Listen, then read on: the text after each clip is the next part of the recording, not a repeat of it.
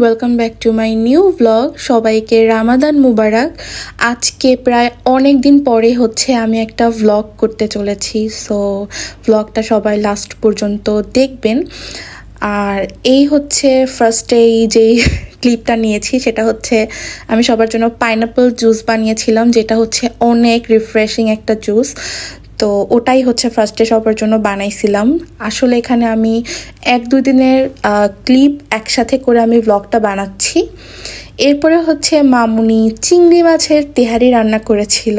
ওই দিন হচ্ছে রাফি রায়ানও বাসায় আসছে, তো মামুনি ভাবলো যে আমাদের বাসায় আসলে ইদানিং ভাজা পোড়া টাইপের খাবার বাদই দিয়ে দিয়েছি। আমরা হচ্ছে ইফতারিতে পোলাও, বিরিয়ানি, এরপরে তেহেরি আর হচ্ছে ফ্রাইড রাইস এই টাইপের খাবার খাচ্ছি, ফ্রুটস খাচ্ছি।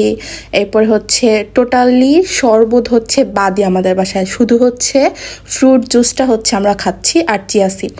তো এই যে মামুনি হচ্ছে ফার্স্টেই হচ্ছে চিংড়ি মাছটাকে একেবারে ভালো করে ভেজে নিয়েছে। আমি আসলে রেসিপি শেয়ার করব না, জাস্ট হচ্ছে অল্প অল্প ক্লিপ নিয়ে তোমাদের সাথে শেয়ার করতেছি। আমাকে সবসময় আমার হাজবেন্ড, আমার ভাই বোন বলে যে মামুনির কাছ থেকে মামুনির স্পেশাল তেহেরি রেসিপিটা শিখতে, কারণ মামুনির স্পেশাল তেহেরিটার মতো নাকি ওরা আর কোথাও টেস্ট পায় না। কারণ মামুনির তেহারি এত মজা, যদি বাবা সুস্থ থাকতো তাহলে হয়তো রিফাত সারাদিন বলে মামুনিকে একটা তেহেরির একটা রেস্টুরেন্ট খুলে দিত স্পেশাল তেহেরি খাওয়ার জন্য।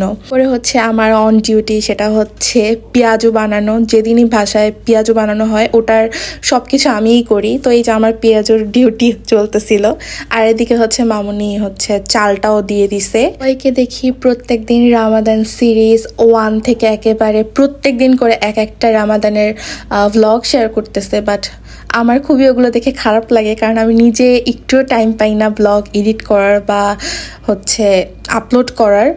সো এই তো এখানে হচ্ছে আমার পেঁয়াজুটা একেবারে ভাজা কমপ্লিট হয়ে গিয়েছে। আর আমাদের বাসায় হচ্ছে একেবারে পেঁয়াজুটা হচ্ছে একেবারে ক্রিস্পি হইতে হবে, একেবারে শক্ত টাইপের হতে হবে, না হলে কেউ খাবে না।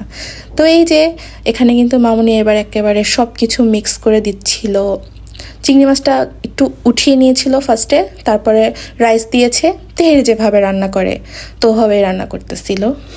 তো এই যে কালারটা দেখেই বুঝতে পারবেন কতটা ইয়ামি হয়েছে। আমি কিন্তু এখানে কোনো ধরনের হচ্ছে কি বলে ইফেক্ট দেইনি তেহেরি কালারটা বোঝানোর জন্য। তো এখানে হচ্ছে চিয়া সিডগুলো নিয়েছি। তো ওই যে বললাম আমরা হচ্ছে টোটালি চিনি শরবত খাওয়া বাদ দিয়ে দিয়েছি। বাট রিফাত আর রায়ান বলতেছিল যে তেহেরি খাবে, যদি কোনো কোল্ড ড্রিঙ্কস না হয় তাহলে তো চলেই না। তো এখানে হচ্ছে আমাদের বাসায় সবসময় এখন মোজোই বেশি চলে। মাঝে মাঝে ইচ্ছে হয় প্রত্যেক দিন যা বানাই রেসিপি সেগুলো তোমাদের সাথে শেয়ার করি, কিন্তু এন্ড অফ দ্য ডে আর ইচ্ছা করে না। তখন হচ্ছে অনেক আলসে লাগে, আর অনেক কিছুর জন্যই এখন আর হচ্ছে তেমন রেগুলার ব্লগ বানাতে ইচ্ছা করে না। তো যাই হোক, এখানে হচ্ছে আমি চিকেন ফ্রাইও ভাজতেছিলাম। হচ্ছে মামুনি সব কিছুই করে রান্নাবান্না, আমি জাস্ট হচ্ছে একটু টাচ আপ যেটা হয়। তো এই যে চিকেন ফ্রাই আর হচ্ছে এদিকে তেহেরিটা একেবারে কমপ্লিট। তো এত সুন্দর মানে ফ্লেভার আসতেছিল কি বলবো। আর এই চিকেন ফ্রাইটাও মামুনি স্পেশাল চিকেন ফ্রাই, এটা অনেক মজা হয়। তো আমার বাসায় হচ্ছে আমি, আমার হাজব্যান্ড, আমার হচ্ছে শ্বশুর, এরপরে সবাই হচ্ছে চিকেন ফ্রাইটা খুবই পছন্দ করে, মামুনির স্পেশাল চিকেন ফ্রাইটা। তো এই তো এরপরে হচ্ছে আমি আমার কামলা লুক একটু তোমাদেরকে দেখালাম যে কি অবস্থা হয়েছে। তো এই তো রমজান মাসে না আসলে প্রত্যেকটা ফ্যামিলিতে আসলে রহমত চলে আসে, কারণ দেখবেন এত ইফতারি বানানোর টাইমে না কষ্ট হয় না, কারণ বাসার প্রত্যেকটা মানুষই আসলে হেল্প করে। আমাদের বাসায় তো এটাই হয়, আমার শ্বশুর বাড়িতেও আমার বাবার বাড়িতেও মানে কেউ বসে থাকে না। লাইক আমার আব্বু, আমার ভাই, ইভেন আমার হাজব্যান্ডের বাসায় আমার বাসায় আমার হাজব্যান্ড, আমার সবাই কাজ করে আসলে। তো এই যে আফটার ইফতার হচ্ছে ইফতারের পরে আমরা চা খাই, রেগুলার না মাঝে মাঝে খাই।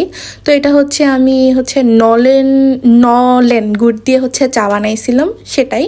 বাট মামুনি খাবে না, কারণ মামুনির হচ্ছে ইফতারের পরে বা তারাবির পরে চা খেলে ঘুমই আসে না।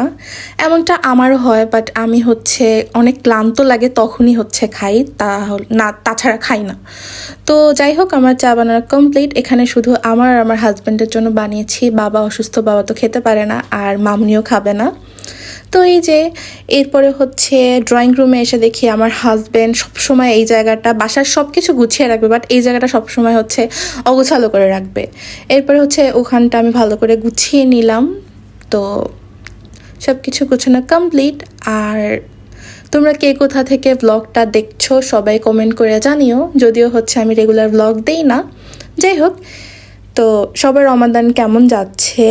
আর এখন হচ্ছে মামুনি ঈদের জন্য ঘর সাজানোর জন্য কিছু টেবিল রানার কিনেছিল, যেগুলো আমি এখন তোমাদের সাথে শেয়ার করব। আর আমার মামুনির রুচি সম্পর্কে কিছু বলার নাই, নিজে নিজে সব কিছু অর্ডার করে, আমাদের কাছে জিজ্ঞাসা করা লাগে না। মামুনির প্রত্যেকটা জিনিস এত সুন্দর হয়, ভাবলাম তোমাদের সাথে শেয়ার করি, কারণ এত সুন্দর টেবিল রানারগুলো আমার তো খুবই ভালো লেগেছে। এগুলো হচ্ছে মামুনি ঈদের জন্য কিনেছে, মানে হোম ডেকোরের জন্য।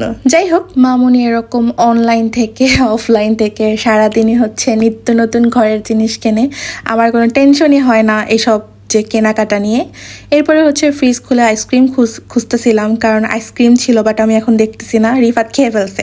আইসক্রিম নাই, তাতে কি আমার ফ্রিজে সবসময় হচ্ছে এসএমসির জুস থাকে। তো এটা হচ্ছে এসএমসি প্লাস একটা নতুন ফ্লেভার। তো আমার কাছে না এটা ভাল লাগে নাই, একটুকুও ভাল লাগে নাই। রামেন খাওয়ার অনেক ক্রেভিংস উঠছিল, রামেন বানাইছিলাম, বাট কোনো ক্লিপ নেইনি। যাই হোক, দ্যাটস অল ফর টুডে। এরপরে হচ্ছে পড়াশোনা করতে বসছিলাম। এই পর্যন্তই আজকের ব্লগটা ভালো লাগলে লাইকস কমেন্টস করে দিও। So that's all for today. আল্লাহ হাফেজ, tata, bye bye, see you soon.